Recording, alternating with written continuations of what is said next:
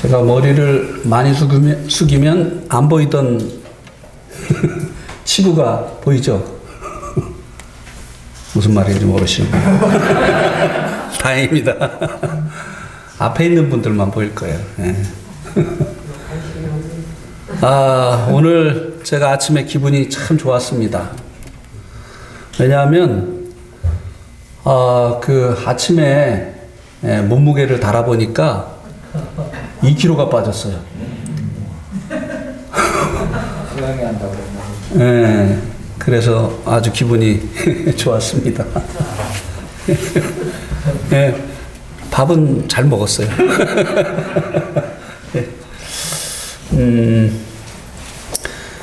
오늘 말씀은 사도행전 12장입니다.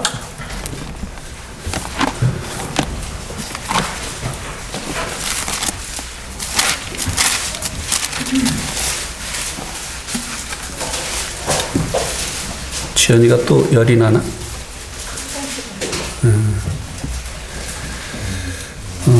사도행전 12장 1절에서 23절까지입니다.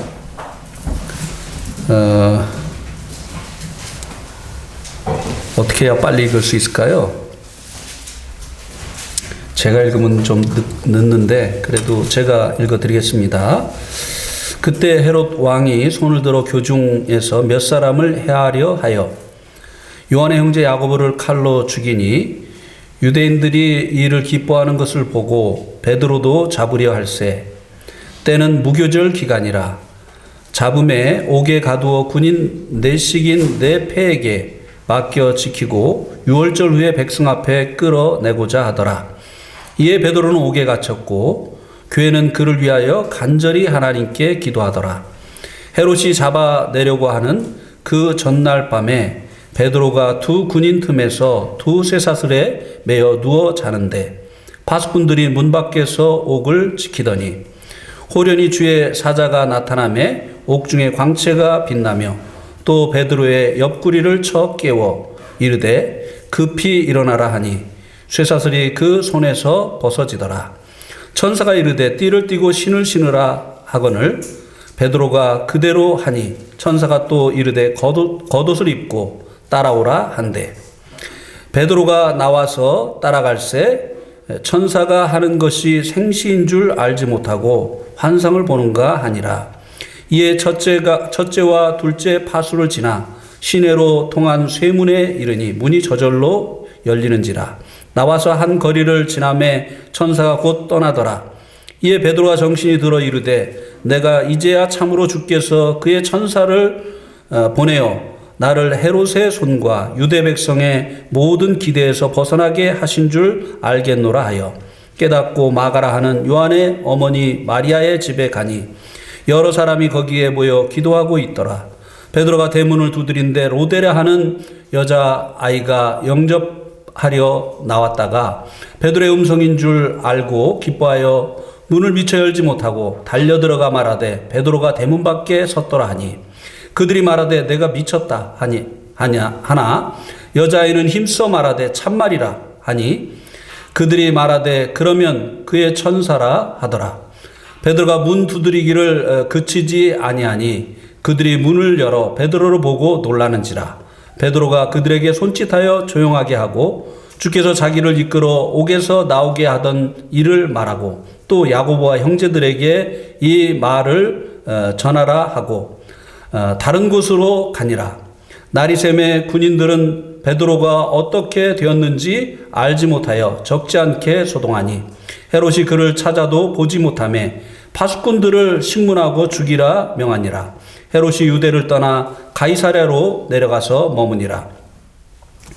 헤롯이 두로와 시돈 사람들을 대단히 노여워하니 그들의 지방이 왕국에서 나는 양식을 먹는 까닭에 한 마음으로 그에게 나와 왕의 침소 맡은 신하 블라스도를 설득하여 화목하기를 청한지라. 헤롯이 나를 택하여 왕복을 입고 단상에 앉아 백성에게 연설하니 백성들이 크게 부르되 이것은 신의 소리요 사람의 소리가 아니라 하거늘 헤롯이 영광을 하나님께 돌리지 아니하므로 주의 사자가 고치니 벌레에 먹혀 죽으니라. 예. 오늘 이 본문 말씀으로 전할 말씀의 제목은 예루살렘 교회의 승리입니다. 이 승리는 전쟁을 통해서 얻게 되어지는 거죠. 우리는 이 본문 속에서 예루살렘 교회와 그리고 예루살렘 교회를 와해시키려는 이 사단과의 싸움이 일어나고 있는 것을 볼 수 있게 됩니다. 그 결과가 예루살렘 교회의 승리로 귀결되어졌기 때문에 오늘의 말씀 제목을 예루살렘 교회의 승리다라고 잡아 보았습니다. 1절에서 4절 말씀에는 이제 이 교회를 공격하는 사단의 대리자 헤롯을 볼 수 있게 됩니다. 또 그가 이제 교회를 공격하는 그 일을 볼 수 있게 됩니다. 그래서 이제 1절하고 2절에 보면 사단의 대리자인 이 헤롯에 대해서 말씀을 해주고 있는데요. 그 신약 성경에 헤롯이라고 하는 많은 왕이 등장을 합니다. 예수님이 태어나실 때 그 헤롯은 이제 헤롯 1세죠. 헤롯 대왕이라고 합니다. 그리고 이제 예수님께서 돌아가실 때에 또 헤롯이 있는데 이 헤롯은 헤롯 2세를 이야기합니다. 여기 이제 나타나고 있는 이 헤롯은 헤롯 3세, 헤롯 대왕의 손자를 얘기하는데요. 그의 이름은 아그리빠죠. 예. 근데 이 아그리빠 왕도 이제 여기 보면 이 아그리빠 헤롯이 결국은 23절에 보면 벌레에 먹혀 죽었다고 말씀해주고 있지 않습니까? 그런데 25장에 가면 또 아그리빠가 또 등장합니다. 부활한 걸까요? 아니요, 아그리빠 2세를 얘기하는 거죠. 그래서 이제 이 그 신약성경에 보면 이 헤롯 일가가 4대에 걸쳐서 이스라엘과 이스라엘 주위를 통치했었던 것을 볼 수 있게 됩니다.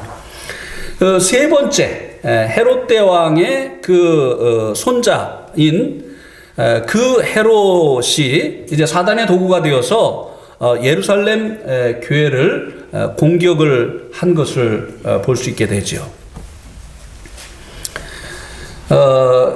이제 2절에 보면 그가 이제 한 일이 무엇인가를 말씀해 주고 있는데요.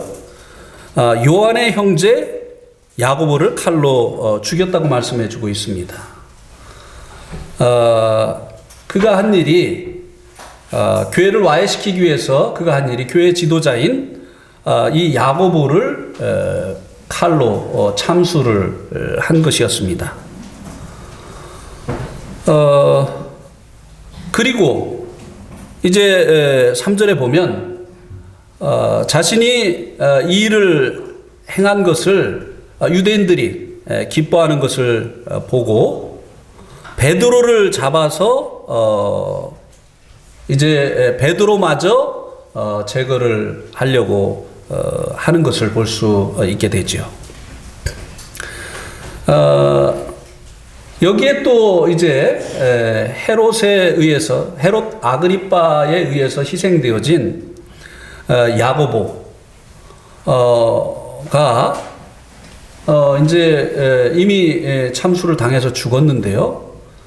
사도행전 15장에 보면 또 야고보가 나옵니다. 예. 부활한 게 아니죠. 야고보도 많이 있습니다. 여기 이 야고보는 요한의 형제인 야고보를 말씀해 주고 있다고 2절 말씀이 말씀해 주고 있죠. 주님의 제자 중에 야고보가 둘이 있어요. 그런데 이제 그 세베대의 아들 요한과 야고보, 그리고 또 알페오의 아들 야고보가 또 있죠. 그러면 이제 또 사도행전 15장에 나오는 이 야고보는 누구냐? 주님의 육신의 동생인 야고보예요. 그래서 크게 야고보가 이제 셋이 또 나오는데, 그 중에 이제 세베대의 아들 요한의 형인, 제가 아까 동생이라고 했나요? 형이라고 했죠? 예. 요한의 형인 야고보를 말해주고 있는 것입니다. 어쨌든 이 헤롯 아그리빠가 교회를 와해시키기 위해서 사단의 도구가 되어서 이 교회 지도자들을 제거하는 이런 일을 했고 또 하려고 하고 있습니다.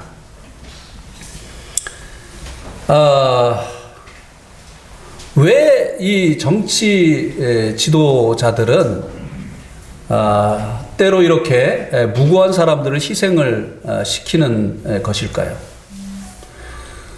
특별히 이제 최고의 그 권력자들, 왕이라든지 또 오늘날은 뭐 대통령이라든지 수상이라든지 이런 사람들이 이제 때로는 많은 사람들을 희생을 시키기도 하는 것을 볼 수 있게 되는데요. 자기의 권력을 공고히 하기 위함이죠. 이 아그리빠 1세는요, 이 권력을 얻기 위해서 수단과 방법을 가리지 않던 사람이었습니다.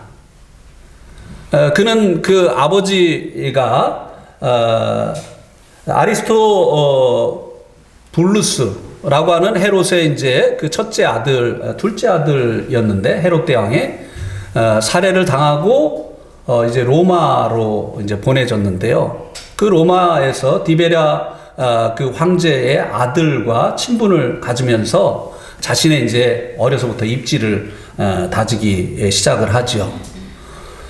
그리고 이제 너무 이제 허랑방탕을 했기 때문에 이제 그 로마에서 어려움을 겪게 돼서 이제 다시 팔레스타인으로 자기 삼촌 안디바가 그 정권을 잡고 있는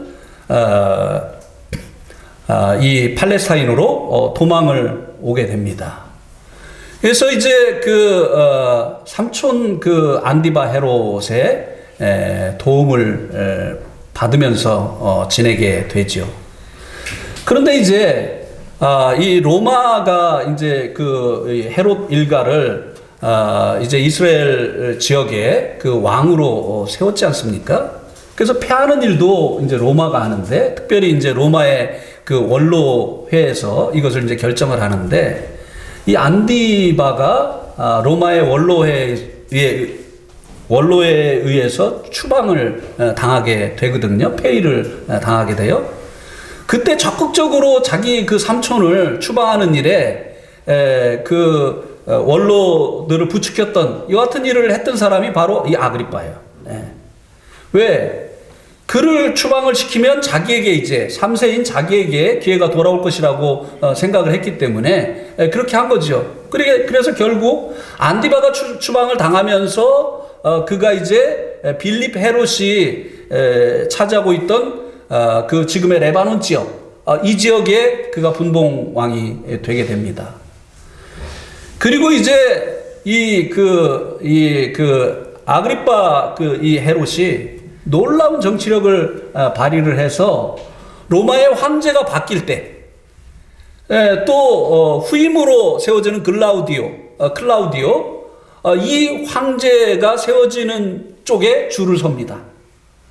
그래가지고 이 아그리빠가 그 변방만 다스리는 그런 권한이 주어졌었는데, 사마리아와 이제 유다까지 클라우디오 그 새롭게 세워진 이 왕에 의해서 이 지역까지 다스리게 되는 이 권한을 얻게 되지요. 그러니까 이제 이 아주 그 자기의 입지를 다지는 데는 아주 수완이 뛰어난 사람이었어요. 로마의 권력을 이용해서 이제 이스라엘 전역을 다스리는 그런 권세를 얻은 사람이죠. 그런데 로마를 이제 배경에 얻기는 했는데 이스라엘 사람들에게는 이제 신임을 얻지 못했죠. 예. 특별히 헤롯 일가는 에돔 사람입니다. 그래서 이스라엘 사람들은요 헤롯 일가를 싫어해요. 예. 왜 우리나라의 왕이 이방인이냐 이거죠.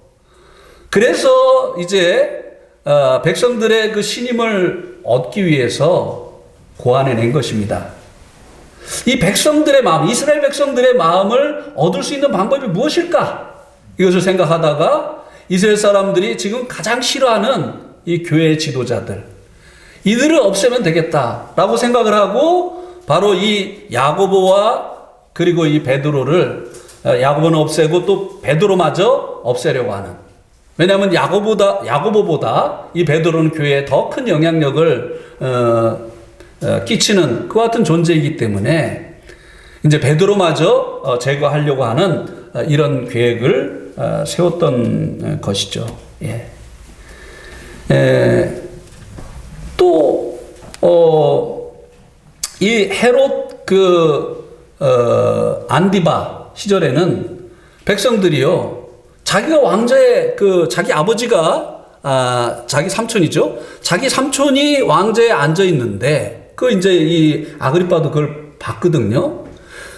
왕자의 왕이 앉아 있는데 이스라엘 백성들이 예수님을 왕으로 옹립하려고 했었거든요.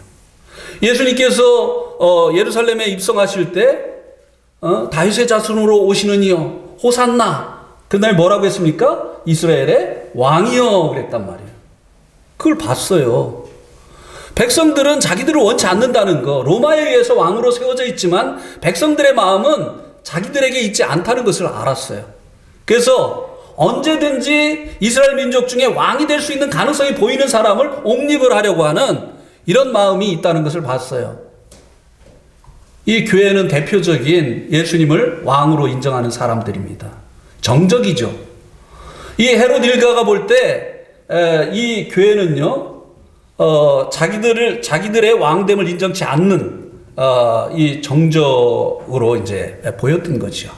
그래서 백성들의 마음을 얻고 그리고 이제 가장 위험 요소를 가지고 있는 이 왕을 제거하려고 하는 이런 일석이조의 효과를 얻기 위해서 교회 지도자인 야고보와 그리고 이 베드로를 제거를 하려고 했었던 것입니다. 그래서 이제 3절 4절에 보면 이제 야고보를 제거하고 나서 여론이 이제 좋으니까 사람을 죽이고도 잘했다고 칭찬을 하니까 이제 더 큰 교회 지도자인 베드로를 죽이려고 이제 체포를 했는데요. 그때가 마침 무교절이었습니다. 그래서 무교절에 사람을 죽이면 안 되니까 또 유대인들의 반감을 사니까 무교절이 끝나고 나가지고 이제 이 베드로를 이제 죽이려고 이제 체포를 해서 옥에 가두고 그리고 이 베드로를 4인 1조 해서 4인 4조 그러니까 한 조에 4명씩 해가지고 사교대를 해가지고 이 베드로를 계속 지키도록 했습니다. 혹이라도 도망가면 안 되니까. 또 예수님을 왕으로 인정하는 그리스도인들이 또 이 탈주를 시키는 이런 일을 시도하면 안 되니까 이렇게 이제 철저히 지키게 했죠.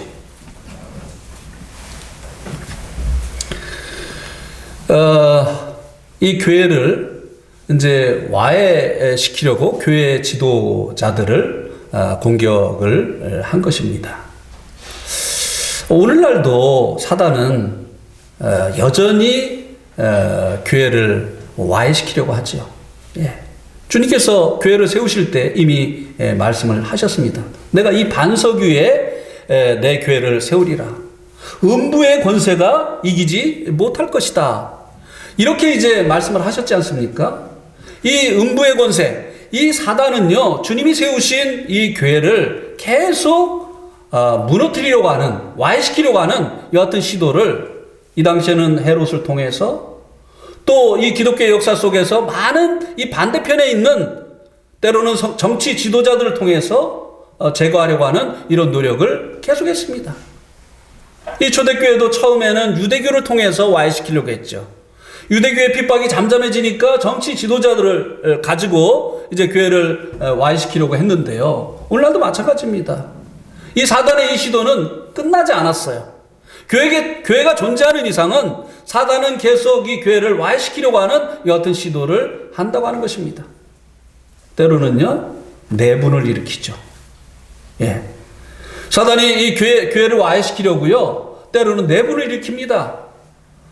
주도권 다툼을 일으켜서 이 교회가 스스로 무너지도록 하는 여하튼 일을 사단이 획책을 한다고 하는 것입니다. 사단이 결코 이 교회가 잘 되는 것을 원치 않는다고 하는 사실을 잊지 말아야 돼요. 예. 그래서 때로는 잘못하면요, 이 교회를 와해시키려고 하는 이 사단의 우리가 도구로 쓰임을 받을 수 있다는 것이에요. 예. 헤롯과 유대교를 사용했던 이 사단이요, 때로는 교회 내부에 있는 이들을 이제 이 주도권 다툼에 빠지게 해서 이 교회를 와해시키게 하는 이런 일을 오늘날도 사단은 한다고 하는 것입니다. 뿐만이 아닙니다. 이제 외부에 있는 다른 종교라든지 또 정치 권력을 통해서 교회가 모이지 못하도록 하고 또 전도하지 못하도록 하고 전도를 해야 교회가 성장을 하는데 이런 일들을 한다고 하는 것입니다. 뭐 여러 실제적인 예가 있습니다만 제가 한 가지의 예를 들어드리도록 하겠습니다. 2007년 4월 18일 날 터키의 말라티아에 있는 말라티아 복음교회의 선교사인 틸만 케스케, 당시에 이제 46세였었는데요. 이분과 이 교회의 인도자인 네자티, 그리고 이 교회의 청년이었던 육셀, 이 세 사람이 회교도에 의해서 무참하게 살해가 되어졌습니다. 이제 그날 이 케스케라고 하는 이 독일 선교사인데요, 터키에 와서 선교를 하는 이 선교사인데 자신이 운영하는 그 출판사 사무실에서 복음 집회를 하게 된 거예요. 여기에 그 시장 아들을 비롯한 10명의 청년들이 참석을 한 것입니다. 이 케스케 틸마는 그들이 순수하게 하나님의 말씀을 듣기를 원한다고 생각을 했죠.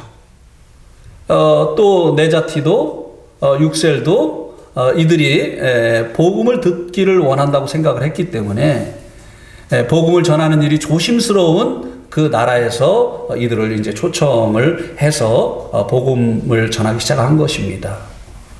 근데 복음을 전한 지 얼마 되지 않아서 이 10명의 이 친구들이 돌변을 한 거예요. 자기들이 준비해간 그 밧줄로 의자에다가 이 세 사람을 묶어 놓았어요. 그리고 무려 3시간에 걸쳐서 이들을 고문을 했습니다. 나중에 이제 경찰에 의해서 경찰이 그 사무실의 문을 열고 들어갔을 때 이들은 거의 죽음 직전에 있었습니다. 케스케는요, 이 틸만은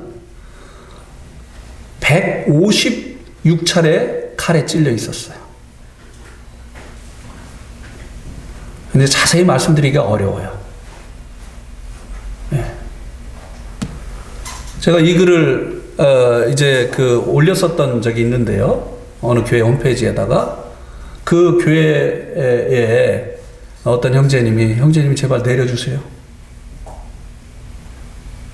너무 그냥 그냥 비참하게 그들이 이제 사례를 했거든요. 그 다음에 이제 네자티는 99차례 칼에 찔린 상태에 있었어요. 육셀은 셀 수 없을 만큼 많은 그 상처를 받은 거지요. 그렇다고 한다면 이제 우리가 무엇을 생각할 수 있습니까? 근데 이게 한 번에 한 게 아니에요. 제일 먼저 이제 이 틸만, 이 틸만을 이제 고문을 한 거죠. 한 번 찌를 때마다 뭐라고 했겠습니까? 예수님 부인해라. 알라가 참신이라고 고백해라. 성경을 부인해라. 코란이 참 경전이라고 그렇게 찔리면서도 부인을 안 했던 것이에요. 그리고 그 모습을 보고 있던 그 다음에는 네자티를 또 고문을 했겠죠. 똑같은 요구를 했을 것입니다. 그런데 99번 칼에 찔리면서도, 근데 그 칼에 찔린 게 그냥 찔른 게 아니에요. 막 배를 갈라가지고 막 내장을 꺼내가지고 막 본데서 막 자르고 말이죠. 이걸 다 말할 수가 없어요. 예. 이것은 일부입니다. 그 모습을 옆에 있는 사람이 보게 하는 거예요. 완전히 공포에 사로잡히게 하는 거예요. 그리고 그 다음 사람. 예. 이렇게 했는데도 이 세 사람은 끝까지 부인을 하지 않은 거예요. 3시간 동안 그렇게 고문을 했는데도. 예.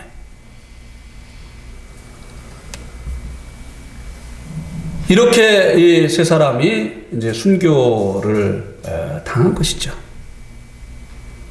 이 회교, 나중에 이제 밝혀진 것이지만 이 10명의 청년들은 타리갓이라고 하는 회교 단체의 회원이었는데요. 이슬람의 신실한 신도라고 하는 그런 뜻을 가지고 있답니다. 이 타리갓이라고 하는. 그리고 그래서 이들은 알라를 모독하고 쿠란을 경시하는 사람들을 제거하기 위해서 결성되어진 청년 단체였다는 것이에요. 그들이 이제 이 기독교를 와해시키려고, 교회를 와해시키려고 사단의 도구가 되어서 이런 일을 했었던 것이죠. 끊임없이 사탄은요, 과거에 그랬었던 것처럼 지금도 곳곳에서 교회를 와해시키려고 하는 이와 같은 작업을 하고 있다고 하는 것입니다. 뭐 이런 얘기 하려면 너무나 많아요. 인도 오리사주에서 있었던 그 일, 네팔에서 있었던 이런 일들. 우리는 지금 우리가 모이고 그리고 주님을 예배하는데 제한을 받지 않지만, 물론 코로나 때문에 제한을 받고 있지만, 정말 세계 도처의 사단이요, 이 교회를 와해시키려고 하는 이와 같은 작업을 지금도 끊임없이 하고 있다고 하는 것이에요.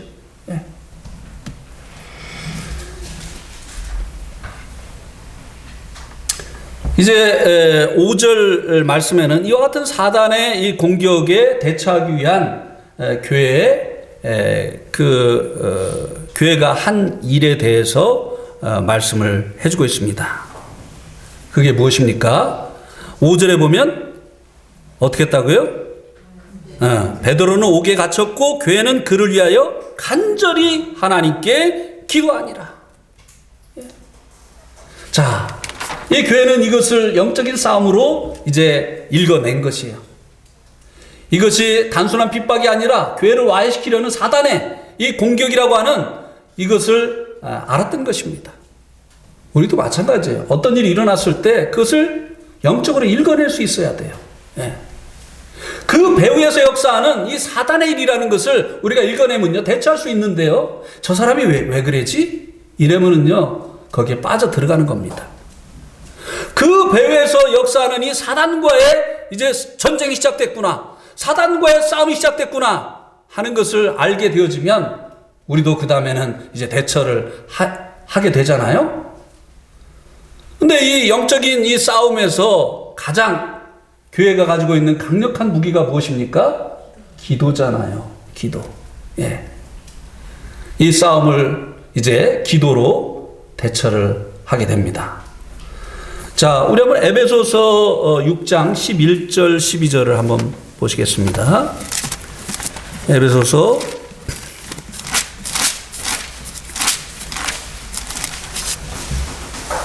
6장 11절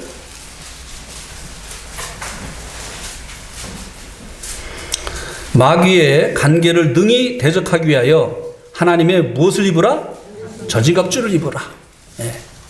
마귀와의 전쟁에서 승리하기 위해서 전신갑주를 입으라. 12절에 보면 우리의 씨름은 혈과 육을 상대하는 것이 아니요 통치자들과 권세들과 이 어둠의 세상 주관자들과 하늘에 있는 악한 영들을 상대함이라.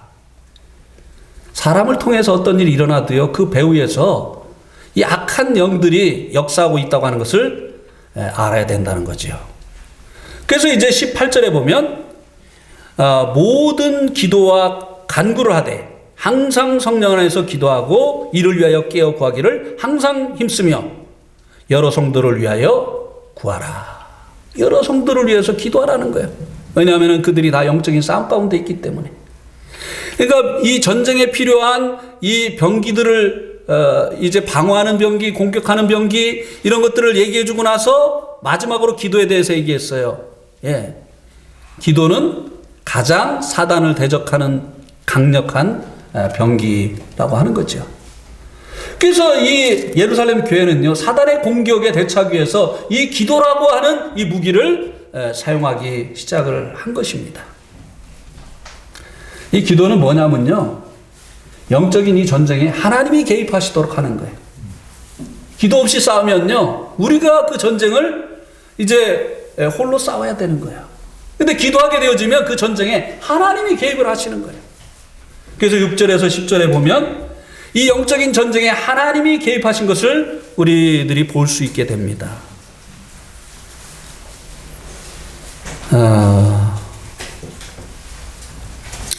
17절에 보니까 이제 하나님이 개입을 하시는데요. 호련히 주의 사자가 나타나매.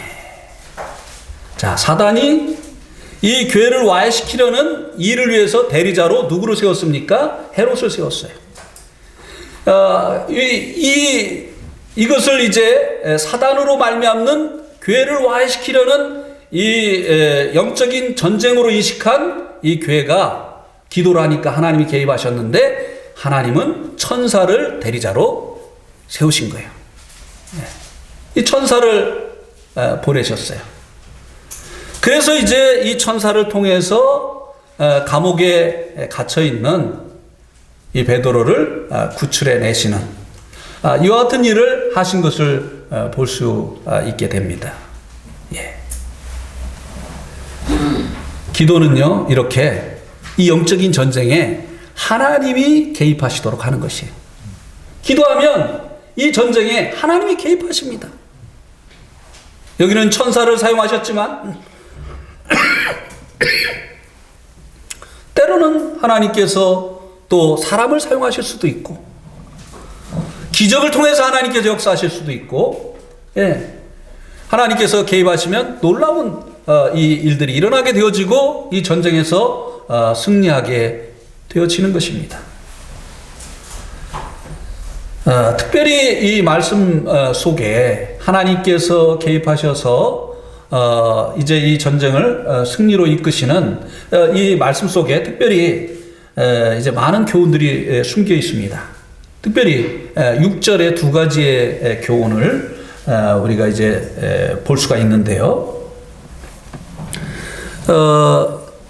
6절에 보면 헤롯이 잡아내려고 하는 그 전날 밤 뭐예요? 마지막 날이었어요. 베드로를 살려낼 수 있는, 헤롯이 죽이려고 하는 이 베드로를 살려낼 수 있는 마지막 날이었어요. 이 날이 지나고 나면 이제는 베드로를 살릴 수가 없어요. 네. 마지막 날이었어요. 그러면 이제 이 베드로가 이제 옥에 갇힌 이후에 예루살렘 교회가 기도했다고 했지 않습니까? 예루살렘 교회가 처음에는 이제 뭐 성전에서 이렇게 모임을 가졌는데 나중에는 마가의 집에서 모임을 가졌던 것 같습니다. 우리 가서 봤죠? 마가의 집. 그 예루살렘 성 그 북쪽에 그 마가의 그 집이 있었잖아요. 거기가 예루살렘 교회의 모임 장소였던 것 같아요. 예. 그래서 그곳에 모여서 이 성도들이 이제 기도를 한 거죠. 근데 무교절 동안에 기도를 했으니까 최대 무교절이 이제 7일이잖아요. 그러니까 첫날부터 만약에 이제 기도를 했다고 하면 첫날 그 베드로가 체포가 됐다고 하면 최대 7일 동안 기도로 싸움을 싸운 거예요. 예. 이거 정말 그 처절한 싸움이었던 거죠. 이 마귀와의 싸움을 기도로 싸운 겁니다. 예. 이 기도는요, 사실 위대한 일이에요. 예. 이 기도는 우리가 할 수 있는 일 중에 가장 위대한 일입니다. 예. 그래서요, 이 기도는요, 그 가치를 알아야 돼요.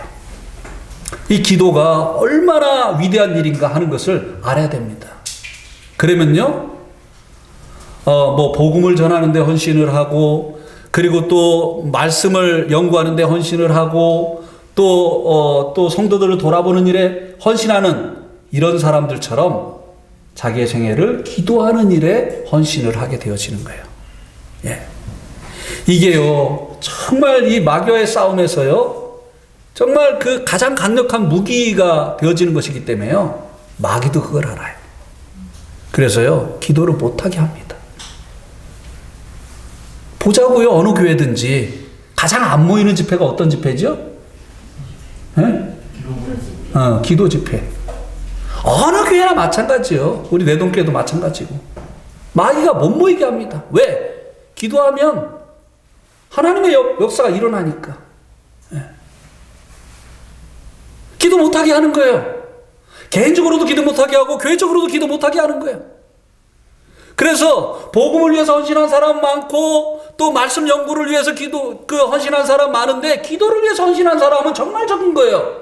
주님의 역사가 이 시대에 왜 일어나지 않느냐? 기도에 헌신하는 사람들이 없기 때문에, 기도 집회에 성도들이 참석하지 않기 때문에. 동의가 되십니까? 예. 기도해 보세요. 하나님의 역사가 일어나는 거예요. 예. 이 예루살렘 교회가 7일, 적어도 2, 3일은 이제 이 기도로 처절하게 이 영적인 싸움을 싸웠던 것이에요. 네. 그런데, 좀 미리 천사를 보내주시면 이 싸움을 이 힘든 싸움을 일찍 마칠 수 있잖아요. 근데 왜 마지막 날까지 기다리셨던 거예요? 네. 하나님 그렇게 하신 적이 많이 있습니다. 사렙다 과부에게 하나님께서 밀을 주시고 기름을 주실 건데 왜 다 떨어진 다음에 주실까요? 네. 부활은요, 죽음 후에 있는 것이에요. 예. 하나님의 이 역사는요, 이제 우리에게 가능성이 없다 할 때 일어나는 것입니다. 우리에게 가능성이 있다고 하면 우리가 하나님을 의지하지 않고요, 우리의 가능성을 의지하거든요. 그래서 하나님께서는요, 끝났다 이제. 이때부터 하나님께서 일하시는 거예요. 예. 자, 이것과 연관이 될지는 모르겠습니다만 좀 설명이 될 것 같아서 창세기 2장 21절 22절을 한번 보시기 바랍니다. 창세기 2장 21절 22절.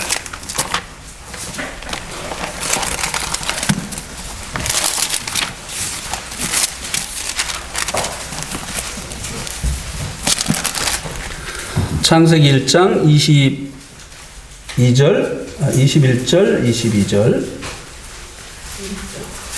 2장 21절에 보니까 여호와 하나님이 아담을 어떻게 해요? 깊이 잠들게 하시니 잠들매 그가 그 갈빗대 하나를 취하고 살로 대신 채우시고 여호와 하나님이 아담에게서 취하신 그 갈빗대로 여자를 만드시고 그를 아담에게로 이끌어 오시니. 자, 아담의 아담을 어떻게 놓고 하나님께서 만드셨다고요? 깊이 잠들게 하시고. 예. 우리가요, 이 주님을 믿으면요, 잠잘 수 있어요. 평안한 가운데 있을 수 있습니다. 예. 이게 아담이 이 잠들게 하시고 아담이 아무것도 하지 않는 그때 하나님의 일이 시작이 되어진 것이에요. 예. 야, 이제는 끝났다. 우리는 이제 아무것도 할 수 없다. 그때가 하나님께서 일을 시작하시는 때라고 하는 것입니다. 예. 그리고 이 마지막 날에 하나님께서 이 베드로를 구출해 내셨다고 하는 것은요, 우리가 어떤 일을 하나님 앞에 의탁하고 기도할 때요, 끝까지 해야 된다는 거예요. 세상 사람들도 얘기하잖아요. 끝날 때까지 끝난 게 아니다. 야구가요, 9아웃, 2아웃, 9회 말, 2아웃 이후에도요, 역전될 수 있어요. 끝날 때까지 끝나는 게 아니에요. 예. 아직 베드로가 죽지 않았으면 하나님이 역사하실 수 있는 이 시간이 남아있는 거예요. 예. 그러니까, 이 교회가 베드로가 돌아왔을 때도 뭐 하고 있었어요? 기도하고 있었어요.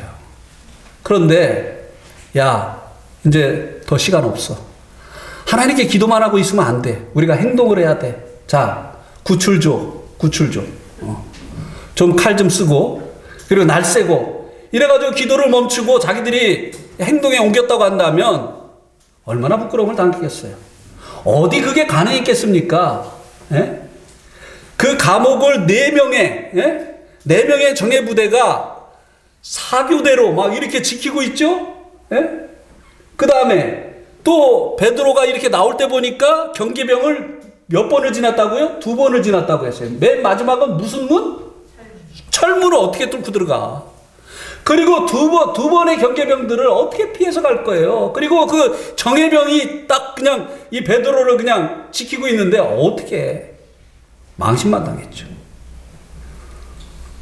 우리가 끝까지 이제 하나님의 역사를 위해서 기도할 때 끝까지 믿음으로 하나님께서 하실 것이라는 걸 믿고 끝까지 기도해야 된다고 하는 것입니다. 예. 그리고 기도할 때요, 하나님 이렇게 해주세요, 이렇게 기도하지 마세요. 하나님의 뜻대로 해주세요. 예? 제가요, 네팔에서 그 자활농장을 하려고 할 때 이제 땅을 사야 되는데 돈이 없잖아요. 그래가지고 이제 하나님 앞에 그렇게 기도했습니다. 하나님, 일주일 내로 제 통장에다가 이제 이 농장 살 수 있는 돈을 넣어주세요. 이렇게 이제 기도를 딱 했어요. 정식으로 청구를 했어요. 우리가 때로 아버지한테, 나 이거 필요하니까 주세요. 이렇게 하는 것처럼 하나님께 딱 그냥 정면으로 하나님께 일주일 내로 내 통장에다가 넣어주세요. 딱 이렇게 청구를 했어요. 일주일이 딱 지나가서 은행 가서 딱 찍어봤습니다. 예. 하나님은 내가 아들이 달라고 하면 주시는 분이시니까 가가지고 이제 통장을 딱 찍어봤어요. 하나도 없어요. 너무나 실망을 했어요. 예. 지금까지 하나님 이렇게 안 하셨잖아요. 왜 이렇게 하세요? 실망이 돼가지고 기도를 하는데요. 하나님께서 때와 기한은 나에게 속한 거다. 네가 왜 일주일이라고 때를 정하냐. 그냥 달라고만 해라. 내가 합당한 때에 줄 것이다. 때가 되니까 보내시더라고요. 예. 주님, 어느 날까지 베드로 구해 주셔야 됩니다 하고 기한을 정해놓고 기도를 했더라면 문제가 됐지 않겠습니까? 끝까지 하나님께 맡기고 때와 기한은 하나님께 마지막 날 하나님은 계획을 가지고 계셨던 것이. 네. 두 번째는요, 베드로가 군사들 틈에서 두 쇠사슬에 매어 어떻게 했다고 했습니까? 세상에. 내일 죽을 날인데 어떻게 잠이 온대요? 네? 우리 뭐 내일 무슨 중요한 일이 있어도 잠 안 오잖아요, 잘. 저희들이 이제 네팔에서 왔다가 다시 들어가면은 항상 이 비행기가 이제 오전에 있어가지고 새벽에 가야 돼요. 그러니까 저녁 때 일찍 자야 되잖아요. 그렇게 일찍 잘 나가는데 그냥 밤 꼬박 새는 경우가 많이 있어요. 예? 무슨 뭐 조그만 그 중요한 일만 있어도 잠이 잘 안 오잖아요. 그거 때문에 스트레스 받아가지고. 아니 내일 사형당하는 날인데 베드로가 어떻게 잠을 자요 지금. 예? 우리 이거 배워야 되는 거예요. 예? 막 우리에게 막 물질이 필요한데 막 물질을 안 주실 때 있잖아요. 막 이거 없으면 큰일 날 것 같은데 막 안 주실 때 있잖아요. 그래도 잘 수 있어요. 그때 잠이 옵니까? 예? 근데 그때도 잘 수 있어요. 예? 막 누가 나를 막 그냥 있지도 않은 일을 막 있다고 하면서 막 비방을 해. 그럼 잠이 옵니까? 아니요. 예. 근데 그때도 잘 수 있어요. 베드로가 잔 것처럼. 예. 중요한 시험을 보고 발표를 기다리는데 내일이 발표야. 이게 합격이 될까 안 될까 잠이 옵니까? 영원히 잠 오지.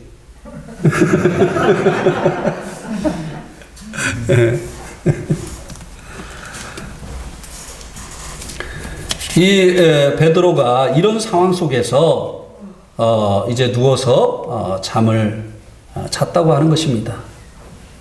우리가 이것을 배워야 되겠죠. 그가 어떻게 이런 상황 속에서 염려하고 걱정하면서 밤을 지새지 않고 잠을 잘 수 있었을까요?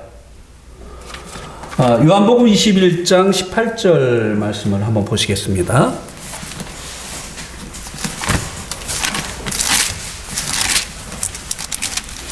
요한복음 21장 18절.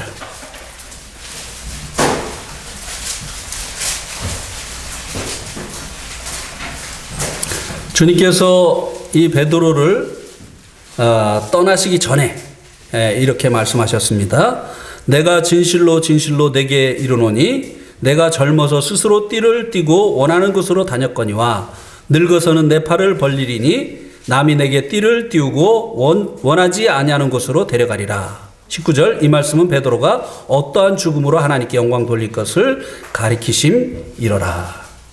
자, 이 말씀은 베드로가 젊어서 죽는다는 얘기입니까? 늙어서 죽는다는 말씀이에요?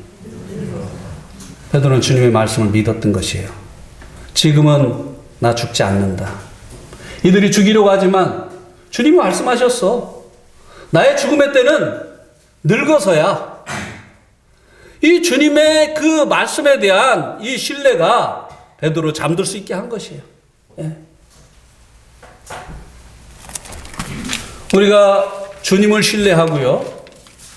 그리고 주님의 말씀을 신뢰하면요. 어떠한 이 풍랑과 같은 문제들이 우리를 엄습해 와도요. 그 가운데서 우리들이 잘 수 있는 거예요. 평안을 누릴 수 있는 것입니다. 예.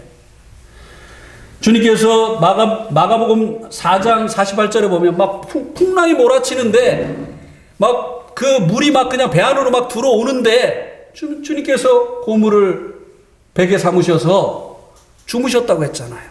예. 우리가 이와 같은 주님을 의지하게 될 때 문제 속에서도 평안을 누릴 수 있다고 하는 것입니다.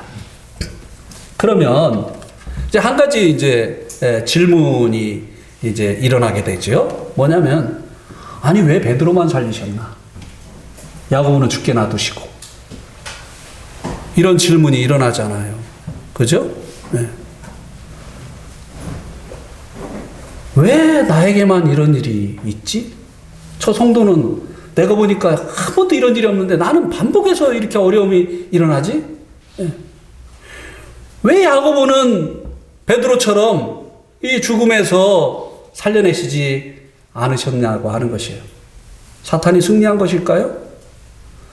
사탄을 어떻게 하실 수가 없어서 이 교회를 와해시키려고 공격하는 이 사단의 공격에 대해서 하나님이 대처하실 수가 없으셔서 야곱으로 죽게 놔두신 것일까요? 아닙니다. 하나님께서 야곱에게 있는 그 순교의 믿음을 보시고 허락하셨던 것입니다. 순교보다 더 큰 영광은 없습니다. 아무나 죽을 수 있는 것은 아니에요.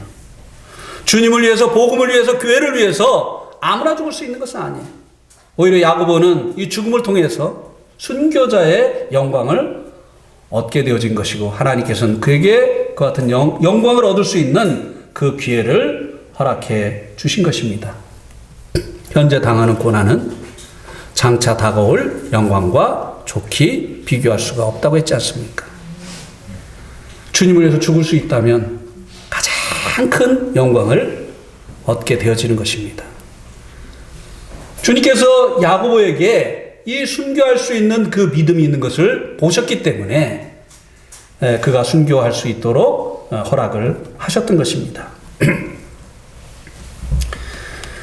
이제 11절부터 18절까지에서는요, 이제 이 말씀 속에 있는 중요한 교훈들을 말씀을 드렸기 때문에 이제 대충 이제 훑고 말씀을 마치겠습니다. 11절에서 18절에서는 하나님께서 행하신 일에 대한 반응들을 볼 수 있습니다. 11절은 베드로의 반응이 나타나지요. 예. 이 베드로의 반응을 보면 베드로가 정신이 들어 이르되 내가 이제야 참으로 주께서 그의 천사를 보내어 나를 헤롯의 손과 유대 백성의 모든 기대에서 벗어나게 하신 줄 알겠노라. 이게 그 천사에 의해서 이제 그 감옥에서 풀려나면서도 이게 이제 생신지 몰랐었죠. 그러다가 이제 철문을 통과해서 나온 후에 완전히 이제 체포된 상태에서 자유를 얻은 후에 정신이 이제 나게 됐죠. 그리고 이 하나님께서 이 행하신 일에 대해서 베드로가 어떻게 반응을 했습니까? 주님께서 천사를 보내서 하신 일로 알게 되어졌다고 여기 말씀해 주고 있습니다. 우리가요, 어떤 병든 성도를 위해서 때로는 기도를 합니다. 정윤진 자매님을 위해서도 기도했죠? 예. 폐암 4기였어요. 의사는 6개월이라고 했습니다. 이제 6개월 남았다고 했어요. 그런데 주님께서 저 개인적으로 기도를 할 때 이 병은 죽을 병이 아니다 라고 하는 이런 그 마음에 이제 생각을 주셨어요. 그런데 그때 이제 제가 요한복음 이 11장을 교제를 하고 있었기 때문에 제가 스스로 이게 한 생각인지 아니면 정말 주님이 주신 말씀인지 구분이 안 되는 거예요. 그래서 자매님께 얘기를 못했어요. 얘기를 못하고 그냥 계속 기도만 했어요. 정말 이것이 주님이 주신 말씀이면 주님 이 말씀을 이루어 주십시오.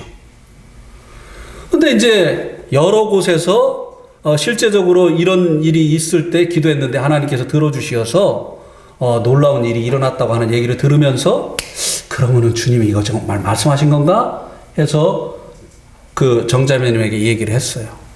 그랬더니 이 자매님이 바로 그 답장이 와가지고 형제님 가슴이 뛰어요. 저에게도 그 말씀을 주셨어요. 그렇게 얘기를 하는 거. 그래서 이제 그때부터 이제 이런 얘기를 교회에다도 하고 우리가 같이 기도했던 것이 아닙니까? 그랬더니 어떤 일이 일어났죠? 지금 1년이 지났는데 6개월밖에 이제 수명이 남지 않았다고 의사 선생님이 얘기를 했는데 지금 어떤 일이 일어났죠? 네, 멀쩡하게 됐어요. 네. 의학적으로 정상인과 똑같은 수치가 나왔어요. 네. 암이 다 없어졌어요. 네. 그런데 이제 이런 일이 이제 일어나고 나면 대부분이 이게 진짠가? 막 이렇게 하잖아요. 그리고 어떤 반응을 보이죠? 약이 치료했지. 약이 치료했지. 의사가 치료했지. 하나님께 영광을 돌리지 않는 것이에요. 네. 이런 일들 많이 겪지 않습니까? 우리가 기도했어요. 그래서 하나님께서 기도를 통해서 역사하셨는데 그것에 대한 반응이 우리가 어떻게 나타납니까? 하나님 우리의 기도를 들으시고 이렇게 놀랍게 역사해 주셨습니다. 하나님이 하셨습니다. 하나님께 영광을 돌려야 되는데 엉뚱한 얘기 하잖아요. 네. 베드로는 이 일이 하나님께서 천사를 보내셔서 하나님께서 하신 일이라고 고백을 했습니다. 네. 하나님께서 어떠한 일을 이루셨을 때 이를 통해서 하나님께 영광을 돌리는 우리가 믿음으로 기도했다면 이런 일이 필요한 거죠. 그죠? 그 다음에 이제 12절에서 16절은 교회의 반응이 나타나지요. 특별히 16절에 교회의 반응이 나타나 있는데요. 베드로가 문 두드리기를 그치지 아니하니 그들이 문을 열어 베드로를 보고 어떻게 했다고요? 놀랐어. 이게 교회의 반응이에요. 재밌죠? 자기들이 기도해놓고 진짜 베드로야. 베드로 귀신이겠지. 막 이렇게 하다가 진짜 베드로가 나타나니까 놀랐어요. 네. 기도하면서도 하나님의 능력을 믿지 못했던 거죠. 네. 자기들이 할 수 없으면 하나님도 할 수 없다고 생각하는 것이 우리들의 본성이에요. 그래서 하나님이 하신 일을 뭐라고 얘기합니까? 기적이라고 해요.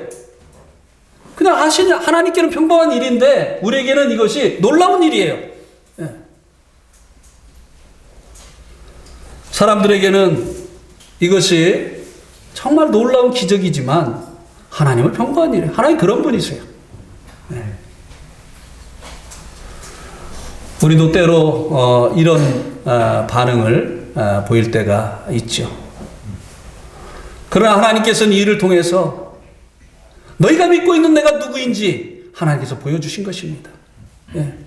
앞으로 이제 이거보다 더한 일들이 너희에게 닥친다 할지라도 내가 너희와 함께한다. 이것을 하나님께서 그들에게 보여주신 것이에요.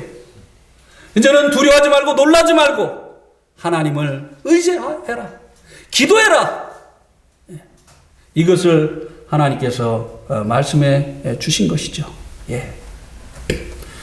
마지막으로 18절에서 19절은 헤롯의 반응입니다. 예. 헤롯은요, 끝까지 하나님께로부터 일이 온 것을 인정치 않았습니다.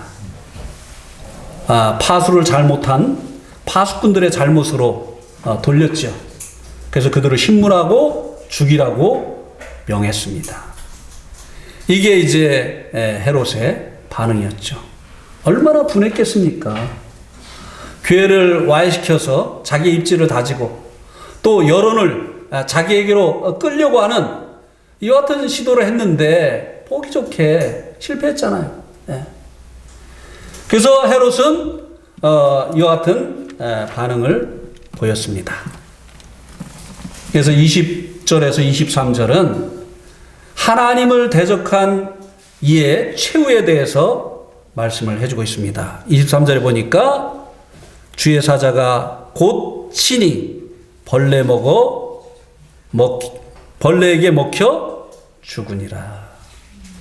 하나님과 싸우려고 하는 자들의 최후가 이렇게 되는 것입니다.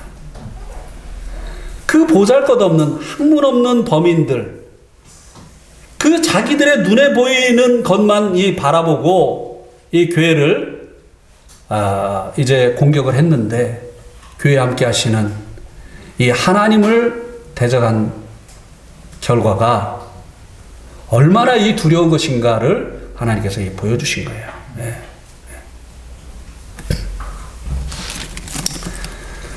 이 싸움은 하나님을 의뢰한 교회의 승리로 끝나게 되어졌죠. 예. 우리에게도 이런 영적인 싸움이 있습니다. 이 싸움에서 하나님을 의지하고 하나님의 역사하심을 경험해서 계속 승리를 맛보는 우리들이 되어지기를 원하는 마음에서 오늘 이 말씀을 전했습니다. 네, 오늘 말씀 여기까지입니다.